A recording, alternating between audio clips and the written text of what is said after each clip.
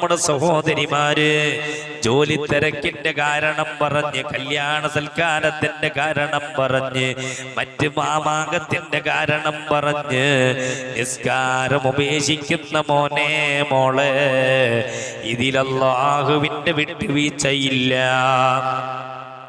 നിസ്കാരം ഒഴിവാക്കുന്നതിന് വിട്ടുവീഴ്ചയില്ല. നമ്മുടെ ജീവിതത്തിൽ 5 വക്ത് നിസ്കാരം മുടങ്ങരുത്. പരമാവധി ഖളാആകാതെ സമയത്ത് നിർവഹിക്കാനുള്ള ശ്രമം നടത്തണം. 5 വക്ത് നിസ്കാരം നിർബന്ധമായ ഒരു മാസമാണ് റജബ് 27.